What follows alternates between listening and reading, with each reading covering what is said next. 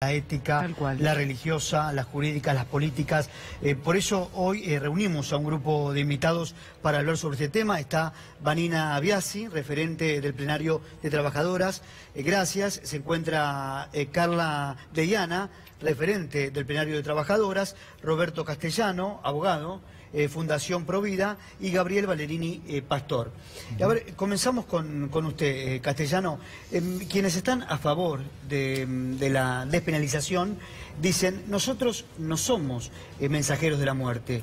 Lo que estamos viendo es una realidad que preocupa y aumenta.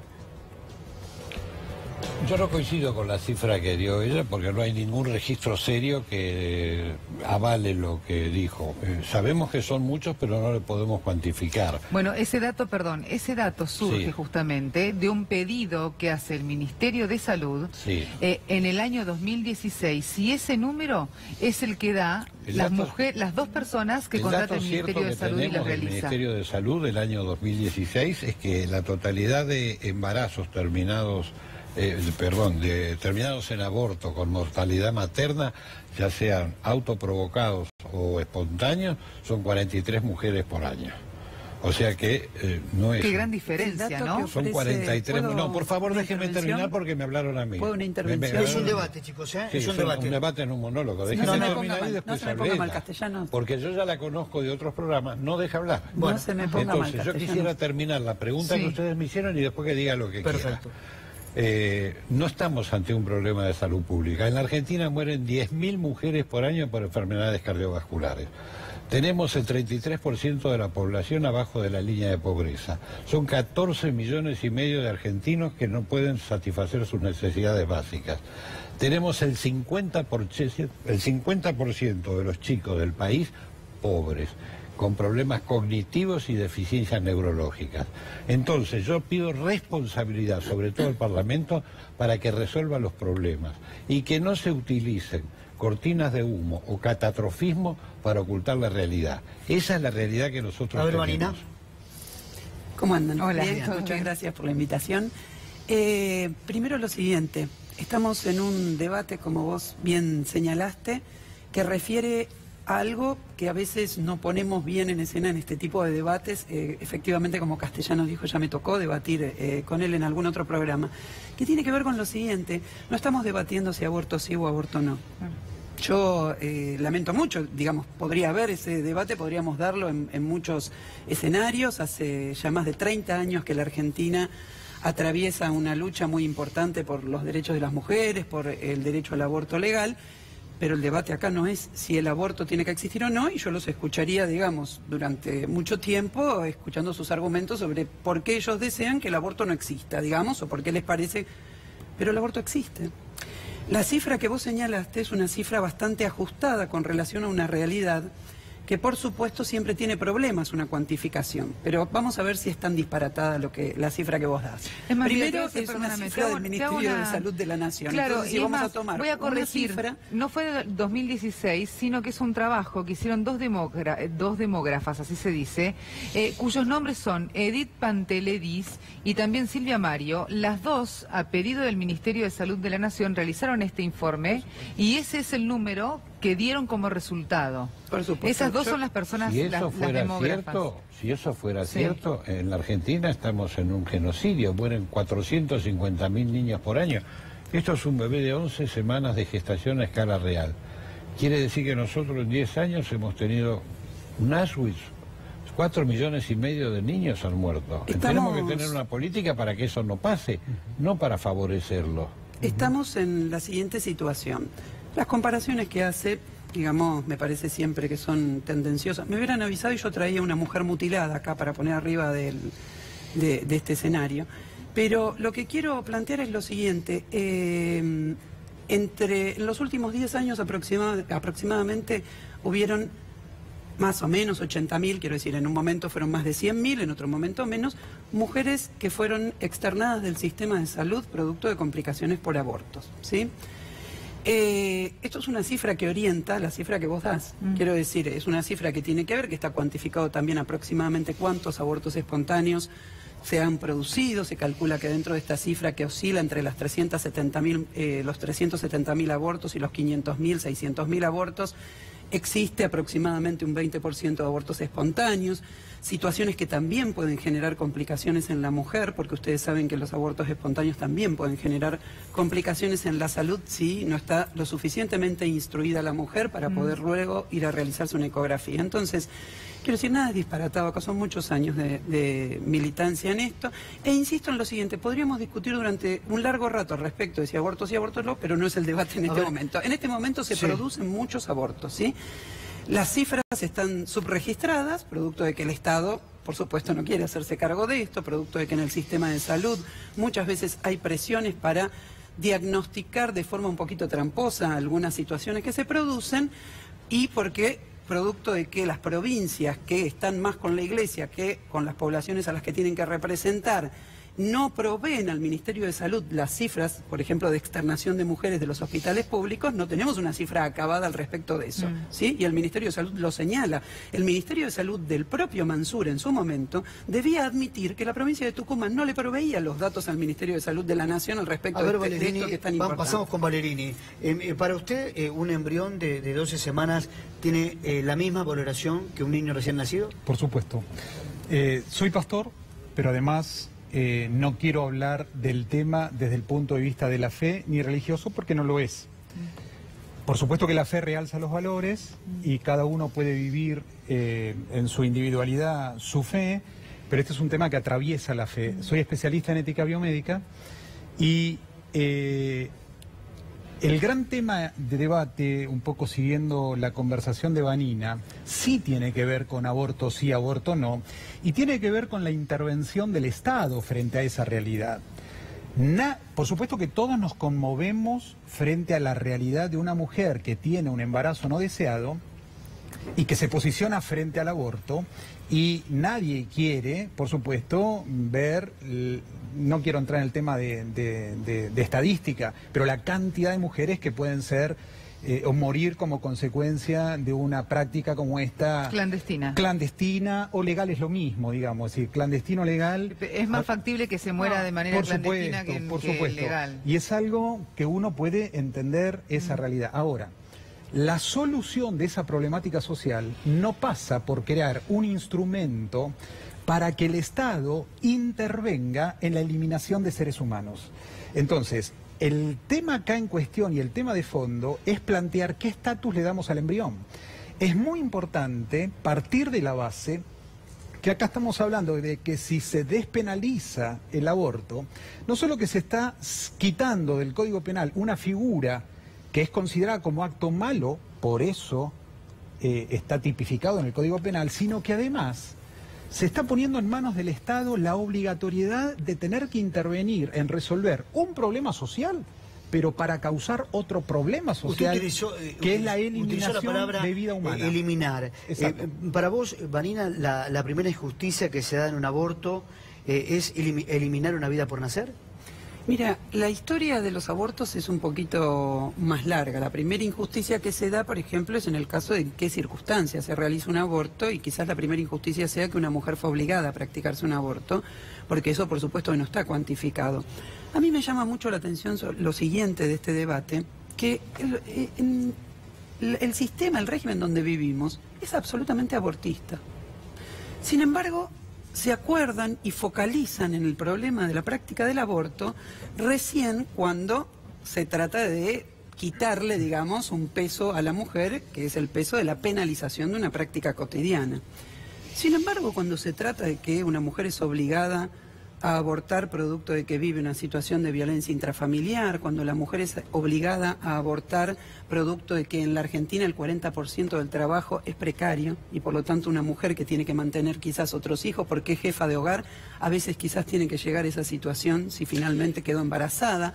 Entonces hay un debate muy restringido, que yo lo entiendo, ojo, me dediqué muchos años a esto, quiero decir, yo lo entiendo. Hay una obsesión por manejar y digitar la vida de las mujeres, de parte de algunos sectores, hay una obsesión por disciplinar socialmente a las mujeres y por lo tanto este debate permanentemente les trae a colación de que hay que quitar la libertad o la situación de decisión que pueda tener la mujer. Es moneda corriente. Quiero ponerme en el otro lado. Pero permítanme terminar, díganle a Castellanos que me permita terminar de intervenir, por favor, como yo lo dejé terminar de intervenir. Castellano, termino nada más la idea y usted sigue, no hay problema, no nos vamos...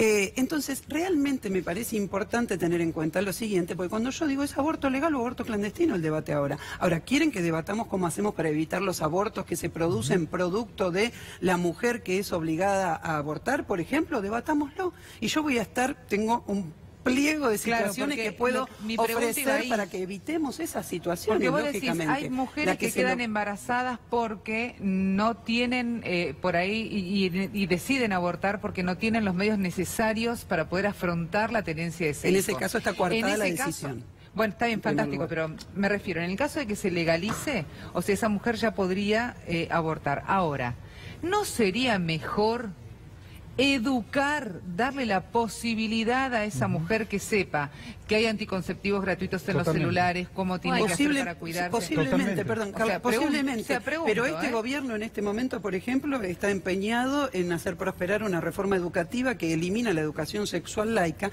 o por ejemplo, en los términos que educan sexualmente muchas veces las iglesias en este país, no te lleva a tener un buen control de esas características, sino sencillamente a recomendar el no uso de anticonceptivos. Yo he estado en audiencias públicas en donde ginecólogas del Hospital Durán, ¿sí?, que confesaban que ellas eran religiosas, etcétera, tenían sus creencias religiosas, decían no solamente que ellas no iban a practicar un aborto no punible, sino que si un adolescente les pedía técnicas para evitar quedar embarazada, etcétera, no las iban a recomendar, les iban a decir que no tenían que tener sexo. Hay un excelente artículo de la periodista Claudia Peiró que publicó ayer en Infobae, un excelente artículo, donde relata cómo muta la izquierda, que en la década del 70 y en los 80, digamos, atacaba las políticas de colonialismo demográfico de los organismos internacionales a los países endeudados y ricos en materias primas, para convertirse hoy en la vanguardia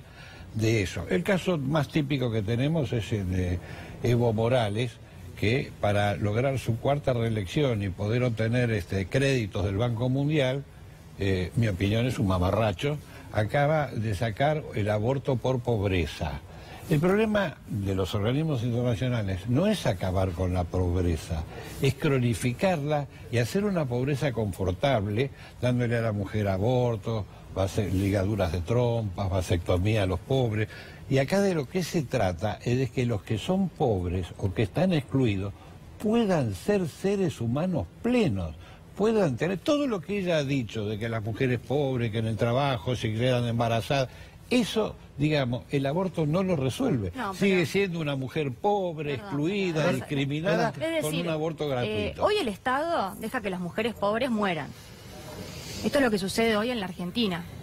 Porque acá se colocan las cosas de una manera falsa, inclusive por lo siguiente, si nosotras escuchamos las opiniones de las ginecólogas, de las personas especializadas al respecto, nos damos cuenta de que el embarazo no es un acto fisiológico sencillo de atravesar.